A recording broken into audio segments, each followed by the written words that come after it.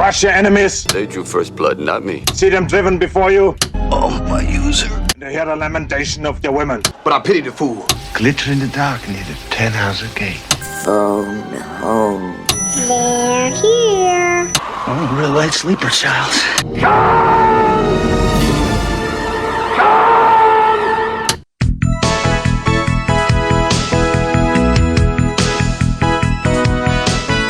Welcome to Vintage Video, where we're rewatching the 80s so you don't have to. We'll be reviewing every major film released of the 1980s in chronological order, overanalyzing what you've seen and spoiling what you haven't. I'm Patrick O'Reilly. I'm Jesse Bayless. And I'm Richard Wells. And today we're discussing Night Crossing, released February 5th, 1982. It was written by John McGreevey, directed by Delbert Mann, and released by Buena Vista Distribution. On September 15th, 1979, two families, Strelzyk and Wetzel, attempted an escape from East Germany into West Germany via hot air balloon. By the 17th, producer Tom Leach met with Disney VP Ron Miller to propose a film adaptation of the story. A few weeks later, the families accepted Disney's offer over various other studio packages, which amounted to $5,000 for an option and $50,000 if the film got made. The working title was The Balloon Movie. Then, that was obviously not ever for actual use. Oh, I think it would have been more memorable. Yeah. Then they had Wind to the West, and later The Last Flight to Freedom, which was understandably rejected for its resemblance to fellow Disney title Last Flight of Noah's Ark. Mm-hmm. Although that could have been like sparking a franchise. Yeah, The sure. Last Flights of. The production built 7 balloons, 6 were authentic duplicates of the actual balloon used in the escape, and the 7th was purely for camera tests and aerial photography. The budget totaled $10 million. The film hit theaters just 3 years after the actual event. The film starts with Cold War stock footage, and a voice teaches us about East Germany 1961. Do we know how much the movie made? Because I feel like $10 million on this is a lot. I would be surprised if it made that back. Yeah, me too. 3,000 people a day were emigrating from East to West Germany until the East German regime erected a wall along the boundary to keep people in. 17 million people are trapped by the barriers of this wall and guarded by armed soldiers, as well as hidden alarms and unmanned machine guns.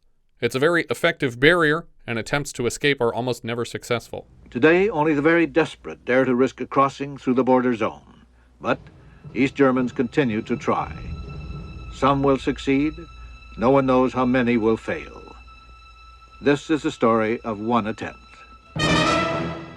So I guess it's interesting because the film came out before While it was still out. reunification, Right. so people didn't know how long this situation would still be going on. Yeah, and it's interesting to be seeing the story of people who are still trapped on the other side of it. Mm-hmm. I actually wish they had gone into that more because I feel like they don't do a very good job of expressing why it's so bad. Like, they're trapped, obviously, it's a prison, but they don't really and They're not, like, and there's starving to very death little actively. opportunity, I Yeah. feel like, but shy of that, they don't really go into what's so horrible about it. Right. Yeah, I mean, I guess we'll get into it, but because they're in a small village and they all have trades that make them invaluable to the village. And they all get apparently unlimited time off. You just call out sick constantly. The opening titles play out over a silhouette of barbed wire against the clouds at sunrise. This story opens in Posneck, East Germany, April 4th, 1978. Immediately, we are treated to a wonderful Jerry Goldsmith score. Right, of course. I was just like, as soon as it started, I was like, oh, well, this is it. This is Jerry Goldsmith. We see Beau Bridges as Günter Wetzel riding a motorcycle through an East German village. In the foreground, we see a young boy, Lukas Keller, collecting signatures on a clipboard. Lucas's father, Josef, calls to him and asks why he's not at school. For some reason, probably because it was shot on location, the dialogue here is fully ADR'd and the lips don't even match, so they might even not be speaking English on set. Well, I'm a little confused as to why we cast an American and an Englishman as our main German characters. Yeah, it is an odd choice. I mean, it's Disney, so they're just like, oh, Disney characters speak English. You just have to figure it out. Were we, were we supposed to just pretend they were German? Like, they weren't supposed to be like they were Americans and Englishmen. I mean, their names are Günter and Günter Wetzel. It just felt a little strange. And I did check they are not of the Pretzel family. Is there a Wetzel pretzel family? I don't know. Also, the ADR voice and writing are terrible throughout the film. I really can't stand most of the dialogue. Every time it says "papa," Yeah. it's like It just sounds so forced and fake and dumb. Mr. Wetzel, Mr. Strelzyk. Lucas! Why aren't you at school? Great honor, Papa. They excused Frederick and me to carry out this important mission for the Republic. Lucas's father, Josef, is a co-worker of John Hurt as Peter Strelzyk and Beau Bridges as Günter Wetzel in a local factory, and Josef is worried about his son's involvement with the political apparatus. Wouldn't you know they'd honor me? Who else in the class has read everything that Mueller ever wrote? Lucas's father shushes the boy, and the kid wanders away to collect more signatures. Weirdly, even though he just bragged about having read all the writings of Horst Mueller, the signatures he's collecting are to condemn Mueller as a traitor.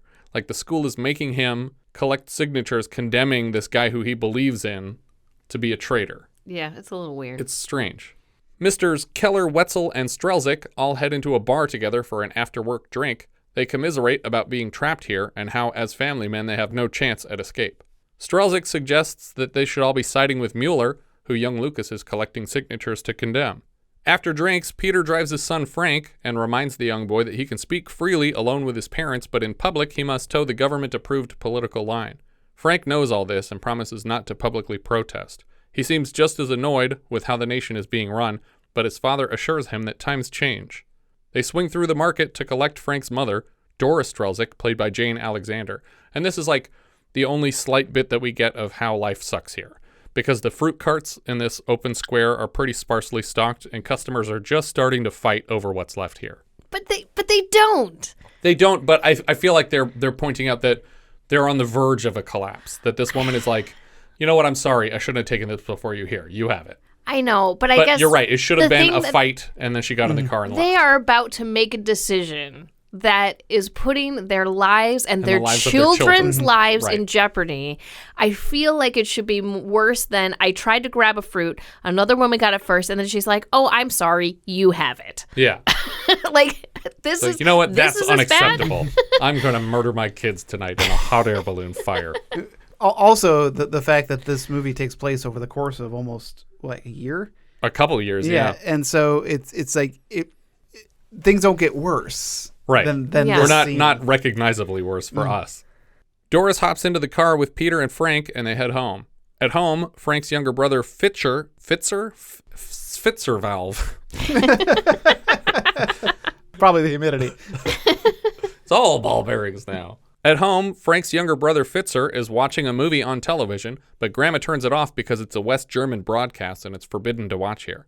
Why do I even have this channel if I'm not going to watch it here? You really can't stop television signals because they're There just should at be an guards antenna. stopping that. Well, I mean, No, you turn would- around, signals. You would just manufacture televisions that can't tune to that channel, I guess. Maybe. Well, they don't seem to have enough resources to do much of anything around here, so I don't think they can manufacture new televisions for everyone. I do like, though, whenever something comes up on Reddit where someone's like, oh man, I didn't realize how old this hairdryer was, and they turn it around and it says made in West Germany. It's like, Jesus. Nearing dark, we see Lucas riding a motorcycle up to the border checkpoint. He explains he's giving his girlfriend Karen a ride home, and a guard reminds him to exit the borderland before 10 p.m. Apparently, her family farm is actually located within the border because the wall ran so close to the farm that it's like some people just live in here and they have to pass through this checkpoint at night.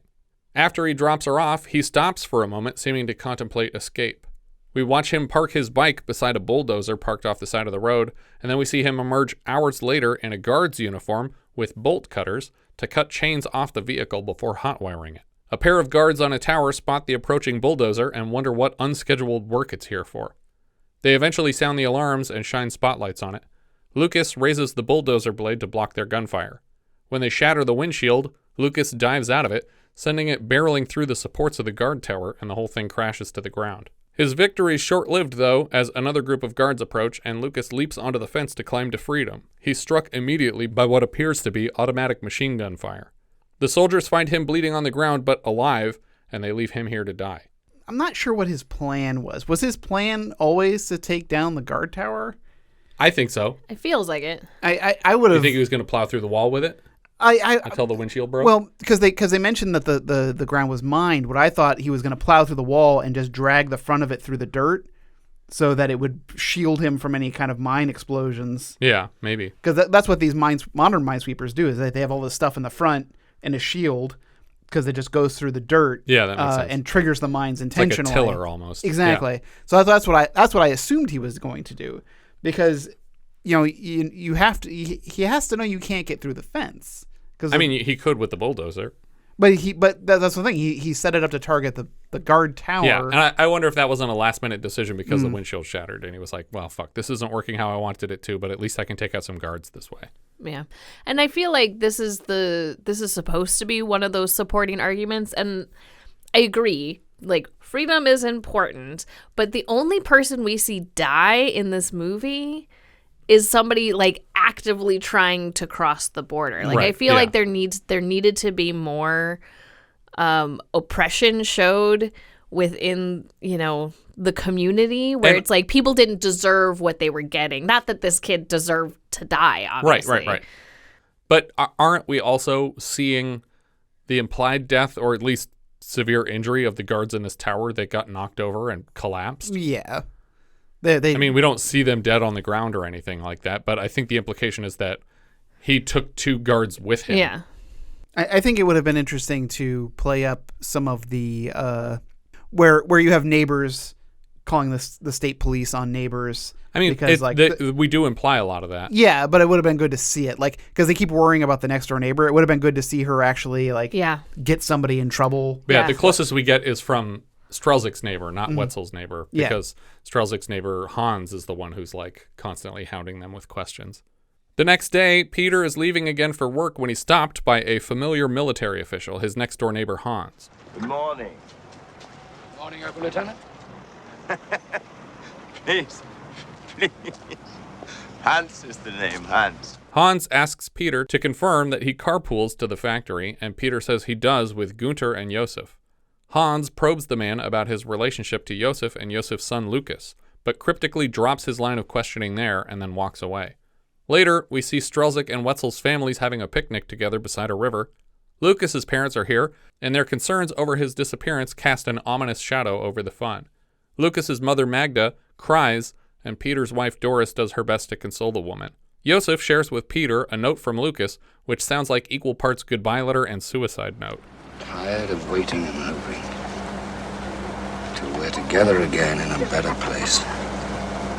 Remember, I love you all. We, like the eagles, were born to be free. And he says he found this like in a book on his bed, so it seems like it was specifically written like, I'm out of here. I think it was specifically in a book of the writings of that guy they're being asked to condemn. Yeah. The picnic is suddenly interrupted by a procession of government vehicles.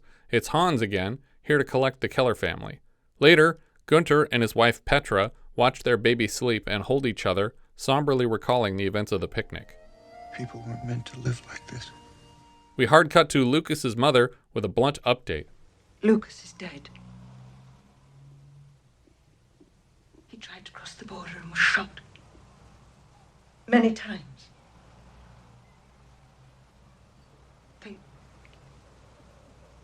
They showed me pictures. She was released, but they're holding Josef prisoner because they blame Lukas's parents for his actions. That night, Peter confesses to Doris that he has to escape this place. Doris understands but doesn't share his desire to escape. She considers Lukas responsible for what's happened to the Kellers, and Peter is shocked to hear her wildly misplaced blame. But look at what he's done to that family. Ultimately, she agrees that they're all to blame because they're all doing nothing to change their situation. She cries, and Peter promises to take action for the sake of their children. Like Lukas said in his note, I want us all to be together in a better place. We cut forward to June 20th, 1978. Peter's on a construction site with Günter and drawing plans in the dirt with a board. He thinks he can construct a flying vehicle to escape in, and more specifically, a hot air balloon. I feel like drawing this on the ground is a bad idea, especially as big as you are. Like, this calls for a napkin in a bar. Not like something you can eat. Something I could see from across the room. Something you could eat, right? Just scarfing up all the dirt. You could have just like wiped it with your hand. Shut up. Peter suggests the nature of their jobs allows them to work on this during their scheduled work hours without drawing any unwanted attention from the government. Sometime later, they confess their plans to Petra and Doris, who are more than skeptical.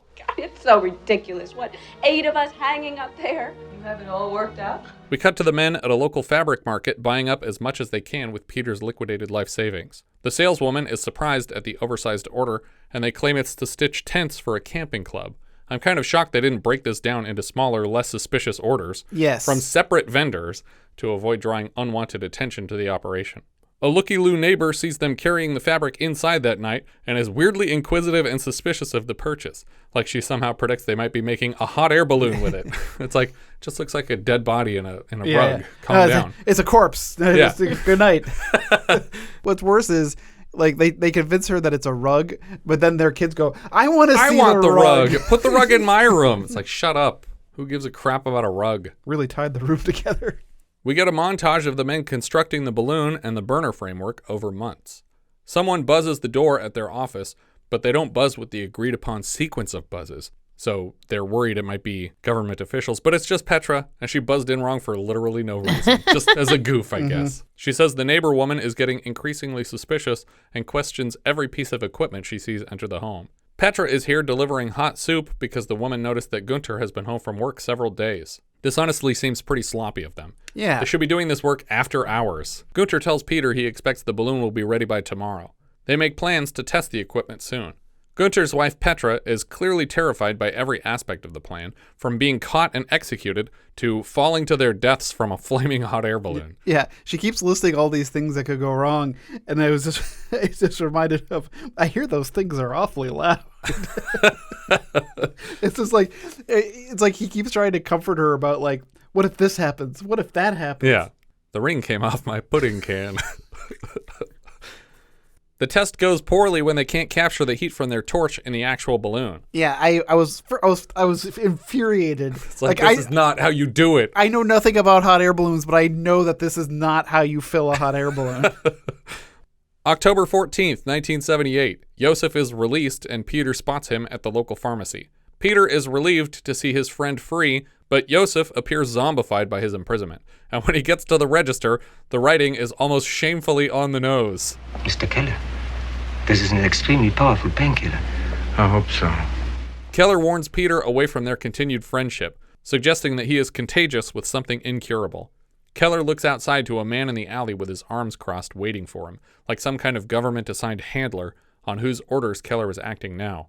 When a man is in my condition, the only way he can be a friend is not to be a friend.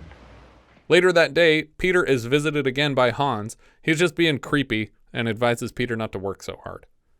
But we never see Josef again. Like, yeah, the implication is that he's going to kill himself like that night. Yeah, that's what I figured. And that's why he's not a part of this plan moving forward. But we never say that outright. It is a Disney movie. Right. Of course. But then why even have this pharmacy scene? We could have left him in government custody and it still would have been sad. We didn't have to be like, oh, he's given up on life. That's why he didn't come with them. Okay, good for him. A second test of the equipment is more successful at inflating the balloon, but still not enough to get it off the ground. In the middle of the night, Petra awakes screaming from a nightmare and demands to see her children immediately. By the time she gets back to bed, she's made up her mind that she and Günter will not be a part of the escape with the Strelzyks. She's confident the plan is a death trap and she won't have any part of it. After a bit of back and forth, Günter agrees to step away from the plan and tell Peter tomorrow. Günter is understandably disappointed, but Peter assures him that their lives will improve here. There have been some promising changes and Petra's getting a good position at a new job. Peter says he has to keep everything secret going forward to protect Günter from later interrogations.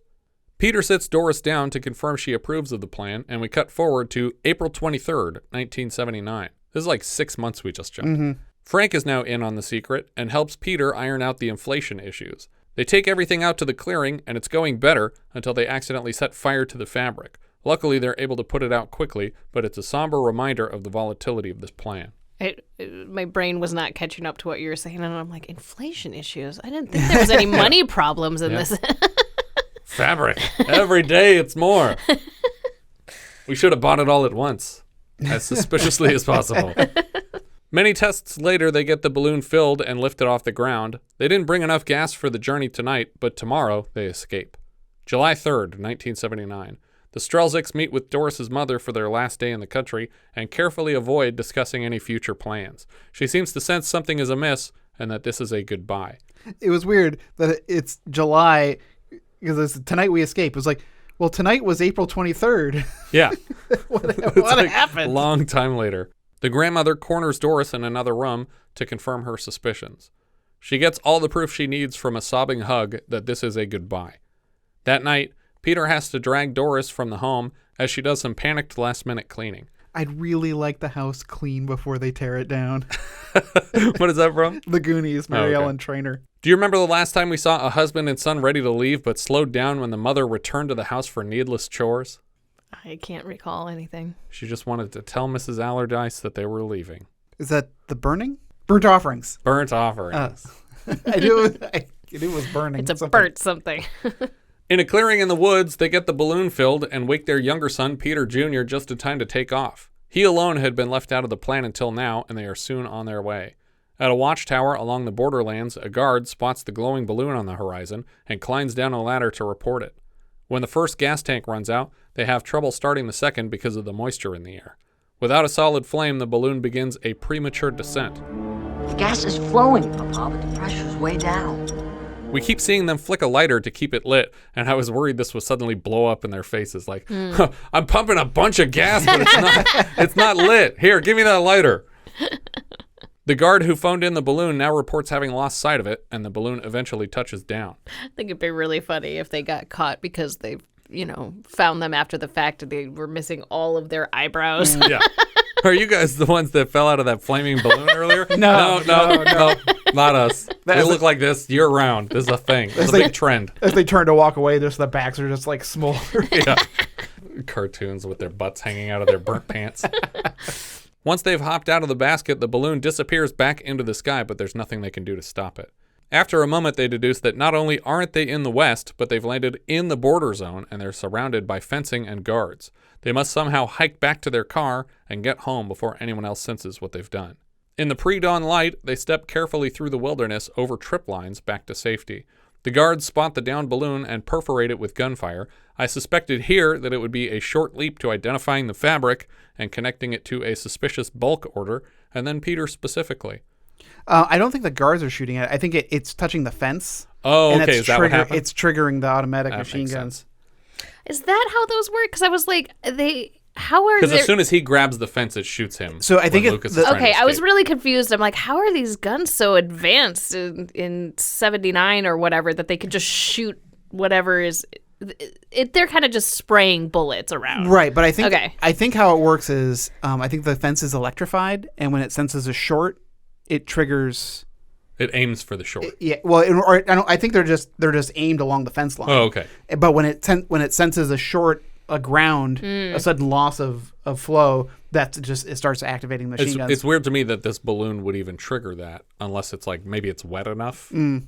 When the Strelzyks reach the checkpoint, they simply wander through arm in arm, and none of the guards ask any questions. It's weird that this isn't a bigger problem for them to get out of the borderland. Well, I mean, there's other people walking around that area. Yeah. Their guards are concerned about the people getting on the bus to go exit. out. Yeah. And at this point, they don't know that there are people that would have been trapped in the borderlands overnight. So. And walking back into East Germany, they're like, yeah, good, get in there. Yeah. Go deeper. It's like how they never ask me any questions when I'm breaking into prison. They're like, in? Yeah, go for it. Walking along a road back to their car, they see a passing tow truck and worry that their car has been spotted. The border patrolmen phone in Major Koerner to lead a manhunt within the borderland because they suspect the attempted escapees are still trapped inside. Major Koerner arrives by helicopter, played by Günter Meisner, aka Slugworth. After hours more walking, the Strelzyks find their car and return home. The guards inspecting the balloons are impressed with its design, and again, I assume this would cast the most suspicion on Peter, the town engineer.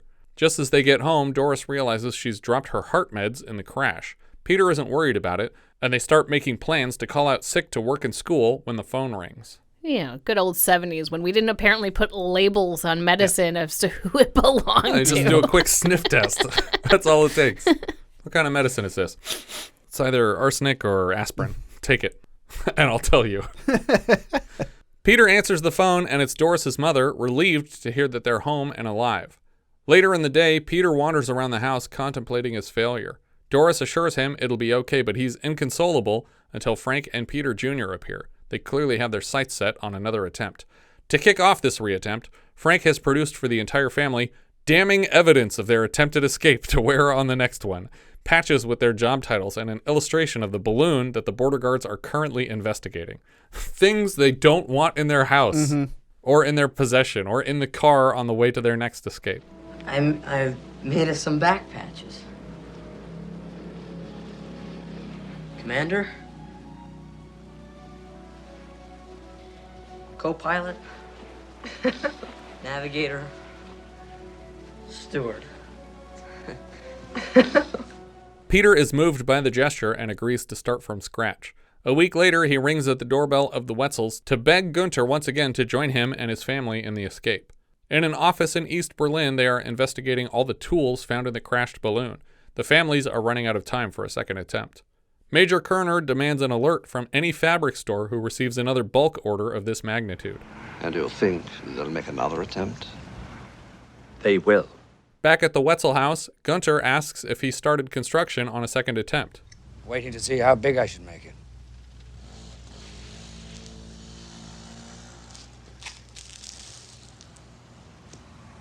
Better make it for 8. You guys are getting fat. That night, Günter breaks it to Petra that he has agreed to join his friends on a second attempt. She's still resistant to the idea until Günter reassures her with his absolute confidence. Their first balloon crashed, but this time... Yeah. What are the chances that happens again? All your fears came true, but... The likelihood of him crashing 2 hot air balloons in a row, though? How often does that happen? It's statistically still the safest way to travel. Yeah. Peter and Günter get home from the fabric shop to learn that their attempt has made the papers. We see the guards interrogating the fabric saleswoman who sold them the first batch. She describes the men for Major Koerner and agrees to identify them from a photograph if they have one. Peter is asked by another salesman why he needs so much fabric, and when the man disappears into his office to make a phone call, Peter realizes it's time to go. He exits the store without making a purchase. Major Koerner keeps adding more guards to the manhunt until they find Doris's missing heart meds. It's incredible that they found this tiny little pill bottle somewhere in the field. And again, it's been weeks. Months. Yeah, it's been a long time. The pharmacist who prescribed the medicine is located and demanded to cough up an address immediately. He flips through his patient catalog and hands over the addresses of everyone with the same prescription, one at a time. Unfortunately for Major Koerner, the skies are clear tonight and it's ideal timing for a reattempt. The pharmacist's last card is for Doris Strelzyk, and their neighbor Hans realizes it must be the Strelzyks because he's like, they have a wagon, the guy works too much. His neighbors are always saying that he's sewing fabric together into large balloons. Everyone races to action. When they get to the Strelzyk house, nobody's home, and it occurs to Hans that Günter Wetzel, Peter's assistant, might be the younger man described by the fabric saleswoman. They change course to the Wetzel home, but the last of the escapees has just left the property before they get there. Most of the family rides in a car with the trailer to the launch site, but the last couple ride on a motorbike, which breaks down on the way, and they have to walk some of the distance until it just spontaneously whirs back to life. They took it to a hill because they couldn't get the starter to work. Yeah. They get the balloon inflated and load both families into the basket. It bounces once on its way up, and as it tips, the balloon fabric catches on fire again, but Günter is quick to douse the flames with a handheld extinguisher. Halfway through the trip, the balloon finds itself in a net of searchlights from the border guards. They are officially spotted. Major Koerner, they've been spotted. Let's go. Quick, we're moving out. Peter and Günter sense a blockage in the gas line, and they aren't achieving the predicted elevation. So again, they expect to land short of their destination. Major Koerner approaches the balloon by helicopter, so they shut off the flames to disappear in the night sky. The balloon starts sinking, and eventually they have to relight the flames. The next time the flames go out, Peter informs them that the gas is fully spent. They don't suspect they can stay in the air long enough, and for basically the rest of this flight, I was just screaming at the screen for them to throw the spent tanks overboard. Yes. Right? Oh my God. It's my big note. Drop the fucking tank. Yes. What are you doing? Yes. And then a couple nights later, I could hear Jessie shouting the same thing at the TV while she watched it. Why? Okay, now the only thing I could come up with is that they think that they might land somewhere that would give their positioning away. Well, what I told you was that I thought they were worried that they couldn't replace these tanks if they needed to do a third attempt. But they But it's didn't- like they did. They replaced them the first replaced them. attempt. Yeah.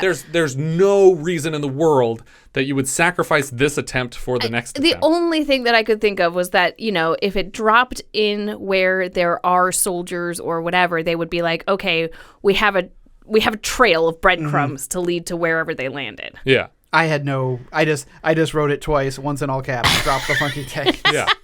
But if it made the difference of crossing the border because you were light enough to go another few hundred feet, do it. Yeah, those tanks got to weigh easily 70 pounds each. Yeah. I would have loved it if... And then if, you got all the tanks out and you dropped one kid at a time. Yeah. No, I would have loved it if it's just like they realize they're not going to make it or they're coming up on these power lines as the balloon is starting to descend and they're worried they're going to clip the power lines. And Günter's just like, I'm sorry, Petra, I got to do it. And she's like, I love you. And then he just pushes her out of the basket. And the balloon just picks up and flies off. And then Frank's just like, hey, how much do you think these gas tanks weigh? And it's like, oh, shit. or even better, like he pushes her out, but there's like, oh, we already landed. Yeah. Oh. And the wife's just staring and she's at just him. like hanging in the power lines, just smoking. Like that dog from Neighbors. Oh, I was going to say Brad Pitt in Deadpool 2. For one frame. They don't throw the tanks overboard, though. And 28 minutes into their escape attempt, the actual length of the real escape, their trip has ended. The balloon touches down in a field, and the families scurry into the woods to hide, while Peter and Günter walk to the nearest structure to investigate where they've landed. The search is interrupted by the arrival of a police car with lights flashing. They order Peter and Günter out of the shadows with a megaphone. With nothing left to lose, they ask the fateful question. Are we in the West? Of course, you are. The men hug to celebrate, and Günter fires a flare to notify their families in hiding that it's safe to come out. But I was more worried of two other possibilities. Yeah. Well, I feel like that's a dick thing to say, like from the cops' point of view, because... To say, of course we are? Of course you are, because you're clearly near the border. Right. And if they're asking, they are clearly escapees. So, don't say, of course. Yeah. But I was more worried of two other possibilities. That these might be East German police who are in on the manhunt and lying to them on purpose, or that they might mistake Günter's incendiary device for a weapon and just shoot him dead. Yeah. Because he just whips out this flare and cracks it off into the sky. I'm like, this is to alert the reinforcements to arrive. Yeah. We're taking this country. I fully expected them to just open fire on the man. His family gets there and they're like, okay, good news, bad news. Your husband died in the West. But it's all happy from here. The family see the sign. They run from the woods to celebrate, and everybody's happy. They just hug and scream in a field, and it's all good. The closing epilogue tells us the Strelzyk and Wetzel families now live in West Germany. Peter owns an electrical supply store. Günter has realized his dream of becoming an auto mechanic, and the children are free to reach for the sky without the help of a balloon. But they had the help of a balloon, so with the help of a balloon, I would say. And that's it. That's Night Crossing. It probably seemed like a great idea for a movie. Yeah. There's really not enough here. Like, I get there's a historical context to appreciate. This manhunt is so fabricated and uninteresting. Well, that's why I really think they needed to focus on how bad the living circumstances were, because I think that's the more interesting part of the story, is to try to get through your day-to-day life while achieving this ridiculous thing. Also, I think I would have appreciated something like the pharmacist trying to throw out Doris's card because he didn't want to turn in fellow East Germans, and then they catch him doing it. And then... But how does he know? Because there was a dozen people that had that. Because maybe he knows. He just knows. He knows that... You're balloon kind of people. Yeah, but he's also... he's their doctor. He knows them. He knows them as people. And maybe he got to a situation where he's like, oh shit, you know what? It definitely is Peter Strelzyk, and I can't tell these people that Doris takes this medication. So I'm just going to toss this card, and then someone catches him doing it, or Hans catches him doing it, and is like, oh shit. I think we needed more close calls. I was kind of annoyed that the motorcycle pulled away from the house, and then the cops, and then the guards pulled up, because it's like, have this be a chase the whole way to the balloon. Yeah. There's no reason to completely head this off and be like, there's literally no chance of them Maybe getting they caught were from just here trying on. to be, authentic to the real I think story. that is the case. And it just, it's an amazing feat, but it's not, there's just not enough story there to make a 2-hour movie. Yeah. And they're clearly taking some liberty with the story because it didn't unfold exactly this way. So just take it a few steps further and make it a film. Because this isn't a film. Especially the ending is super anticlimactic. It's like, our balloon slowly touches down. It's like, are we safe? Yeah, we're safe. Yeah. Hooray, credits. It's like, what? That's it? There's even a scene when they're driving to the balloon site that the call has gone out that they're driving a car pulling a trailer. Right. And there's a bunch of cops who have people pulled over, and they just casually drive this car with a trailer. Just blast past it. Just like they just drive right by it and nothing happens. Yeah. It's like, good call, Petra, selling 15 trailers to our neighbors. Yeah, exactly. Yesterday, in case they found out we had a trailer from our we neighbor needed some Hans. like good misdirection. That would have been great. Yeah. Like have people building like bonfires all throughout the woods to lead the police to other locations. Yeah. But there's not much here. No, I think it's typical Disney fare of the time where it was just like, an adventure happened. It's a true story. Let's tell it. I think it should have been German speakers. I think it probably should have been produced in West Germany. Like this film should have just been a West German film and not an American movie at all. But it's fine. Thumbs down for me, for sure. This is not worth checking out. Well, I feel like I can't give it a thumbs down because although it's not interesting, I don't think that it's bad. In terms of the production value, the border looks great. Mm-hmm. I think it's an impressive construction, and that's probably where all of the money went. That and the balloons. Well, the balloons, yeah, but it's just like that $10 million seems like a lot to spend on this movie. But I also don't get much out of the performance. I feel like Petra and Peter are the only two people that I actually care about because Peter's wife is way too muted in her performance the whole time. Like she does break a couple times, but Petra, I feel like they named her Petra because she's petrified the whole time. Like she's sure that they're all going to die, and she seems like a woman who does not want to take her kids on this journey. That makes the most sense to me. Her reaction makes the most sense to me of anybody here. And I don't really think there's much to the Günter character or even the Günter Meisner, the guard that gets called in, the colonel. Is it colonel? No, major. The major that gets called in. I feel like, I think the first time they said it, I thought they just spelt colonel wrong in the subtitles because his name's Major Koerner or something like that. But yeah, I feel like there's not enough to the performances here. I think Hurt's trying. I think John Hurt is really trying. They were fine. I mean, I think everyone was fine. There wasn't enough interesting things happening for them to play off of. Right. This was a TV movie. Yeah. All Disney live but you action don't, was at the time. Yeah. You don't spend $10 million on a TV movie. but it felt like it. Everything about it felt like it. Every performance, as good as some things looked, it just felt like a TV movie through and through. Would you say the same thing about Amy? That it felt like a TV movie in terms of the pacing and the structure?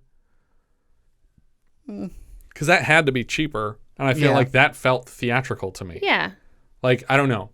I just think it doesn't surprise me as a choice for Disney that they picked this story. You mentioned Last Flight of Noah's Ark, and that was much better than this. Yes, I agree. That had a lot more interesting moments. It had more. But it's also a melding of different stories, too, because it starts as like, it's the Flight of the Phoenix story, but it's also mixing in the Hiru story of the guy who didn't know that the war was over. Mm-hmm. And so, there is a lot more interesting stuff to that. And I feel like if they'd have taken a few more liberties, they could have actually made this, a nail-biting adventure film. Yeah. That's what I would recommend that anyone attempting to do a remake to exaggerate the story a little bit, because it's not super interesting as it actually historically happened. I agree. But I do think the balloons look really cool, especially if that's what they actually looked like. Like, that's incredible that they were able to make such multicolored. But not even just that, but the fact that, and I like the fact that the first one is a single color because they bought all the fabric at once, and the second one is a blend of different colors because it's like they had to spread it out a lot more the second time. But I just think it's interesting that they were able to sort of reverse engineer from memory a hot air balloon because they didn't have like instructions to they could just go by on how to make a hot air balloon. They had to figure it out by fucking it up over and over. Yeah, and I feel like that even that would have made some more interesting moments because I know that they theoretically talk about having to redesign like the burner multiple times. And how they're funneling the gas in and the guard even comments on how ingenious the version that they ended up with was. But I'm like, why aren't we getting more of like their genius in this in this movie? But also the way I picture it, and I don't know if this is how they work, but if you asked me to design a hot air balloon from memory, I would start with the basket. I wouldn't even know how to make the basket, but I know that you have the basket at the bottom, and I would think there would be rigid posts to a ring that holds the balloon open above the flame. Yeah. And that you're not just supposed to hold it open and just kind of waft the hot air in. Multiple times these balloons are catching on fire. Yeah. It's like that's always a risk with a hot air balloon anyway. But it just seemed like so impractical the way that they thought they were supposed to light it. Mm-hmm. It was like watching someone just try and catch helium by throwing a balloon at an open tank. And it's like, what are you doing? No. Yeah. Well, also, we had that like moment of tension where like there's a tear in the balloon, but it's like, okay. Was that just to blame for the quick descent? I know they talked about the gas too, but I do remember that shot from overhead. Yeah. Yeah. I was like, okay, so is this bad? Yeah, because there's usually a hole at the top of the thing. Yeah, anyway. Exactly. But you know, there was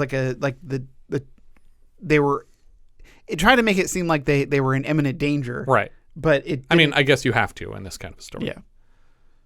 What are we thinking letterboxed on this? Oh, sorry, did we get thumbs from everybody?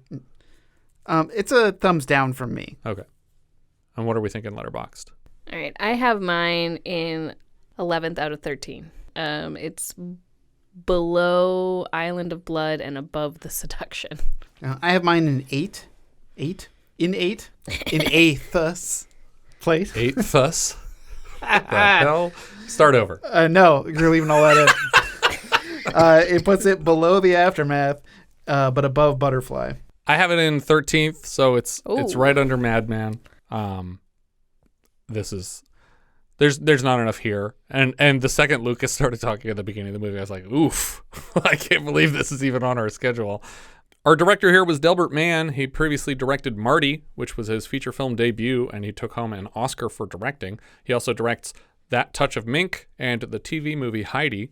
The writer here was John McGreevey. He has a lot of series and TV movie writing. The only other feature credit was for Hello Down There in 1969. Boy, did I call it or what? Yep, lots of TV movies. The music here, calling it again, Jerry Goldsmith. He is the composer of In Like Flint, The Swarm, Star Trek The Motion Picture, Magic, Alien. For Joe Dante, he scored Gremlins 1 and 2, Explorers, Inner Space, Matinee, and The Burbs. Later, he scores Secret of Nim and Ghost in the Darkness. So far, we've discussed his work on The Ballad of Cable Hogue, Escape from the Planet of the Apes, Cabo Blanco, Omen 3, Outland, Raggedy Man, Boys from Brazil, Coma, and Papillon. The cinematographer was Tony Emi. We've previously seen his work for North Sea Hijack and The Sea Wolves, and after this he lights Enemy Mine. The editor was Gordon D. Brenner. He previously cut Pete's Dragon and The Apple Dumpling Gang Rides Again for Disney. We've seen his work so far cutting further Disney titles, Herbie Goes Bananas, Last Flight of Noah's Ark, and Condor Man. John Hurt played Peter Strelzyk. He made early appearances in A Man for All Seasons, Midnight Express, and Watership Down. He voiced Aragorn in Bakshi's Lord of the Rings. He's Cain in Alien, and we've seen him now in The Elephant Man, Heaven's Gate, and as Jesus in History of the World Part 1. He's back later this season in Partners, and later, 1984, he plays a version of himself in Mel Brooks' Spaceballs. He's in King Ralph, Dead Man. He's Ollivander in the Harry Potter universe, Broom in Hellboy, and Professor Ox in Crystal Skull. While he was in the Disney offices working on this film, he was dragged into a recording booth to lend his voice to their upcoming animated feature, The Black Cauldron. Jane Alexander played Doris Strelzyk. You didn't mention the storytellers. Oh, yeah, the storytellers. I love that. Well, because whenever he speaks, that is the first thing that comes to mind. Because is that a Jim Henson property? It is Jim Henson, but he's like the narrator, storyteller guy. He's the main dude that tells all the stories. Have we shown the kids that at all? You have the DVD, right? I tried to get them to watch 1 or 2 episodes, but I don't know. Okay. Kids are different these days. For some reason, I always go back to his unannounced appearance on SNL for Steve Buscemi. As the March Hare? Yeah. Yeah. I was like, is that John Hurt? Jane Alexander played Doris Strelzyk. She previously appeared in smaller roles for All the President's Men and Kramer vs. Kramer. We've seen her now in Brubaker, and later she appears in Glory, The Cider House Rules, and The Ring. Doug McKeon played Frank Strelzyk. He's Billy Ray, the kid from On Golden Pond last season. He's made a lot of single episode appearances on series like House, Ray Donovan, Masters of Sex, Animal Kingdom, and Shameless. Beau Bridges played Günter Wetzel. He is the son of Lloyd, brother of Jeff, and father of Dylan. You guys know Dylan? Me and Richard know Dylan. We went to school with him. Before this, he was in 2 Minute Warning, Greased Lightning, and Norma Ray. We saw him last in Honky Tonk Freeway. After this, he was in The Fabulous Baker Boys, The Wizard, Jerry Maguire, Rocket Man, and Max Payne. More recently, he was Vice President and eventual President Ralph Warner on Homeland. I forgot I worked on 2 different Bridges movies. Was it your first credit was Max Payne, right? Yeah, my first credit was Max Payne, and then I did Tron. Yeah, so you have credits alongside both brothers. Glynnis O'Connor played Petra Wetzel. We've seen her now as Ramona in Those Lips, Those Eyes. I think that was like the major love interest of that film. She's back after this in Johnny Dangerously, and more recently she appeared in 6 episodes of the recent 3 Days of the Condor reboot series, shortened to just Condor. Ian Bannen played Josef Keller. He previously appeared in the OG Flight of the Phoenix and as Colonel Buckner in the OG Inglourious Bastards. We saw him last as Inspector Godlyman in Eye of the Needle, and before that as John Keller in The Watcher in the Woods. We'll see him next in Gandhi, and later Gorky Park, Ghost Dad, Braveheart, and Waking Ned Devine. Klaus Löwitsch played Schmolk. He's back this season as General Vladmirov in Firefox. Günter Meisner played Major Koerner. We've seen him now in Boys from Brazil, Just a Gigolo, and a mini-sode review of American Success Company, but I'll always think first of Slugworth from Willy Wonka and the Chocolate Factory, which we covered with a Patreon review. He also later plays Hitler for Dan Curtis's Winds of War miniseries. Sky Dumont played Ziegler. He also appeared in Boys from Brazil and more recently as Sandor Zavost in Kubrick's Eyes Wide Shut.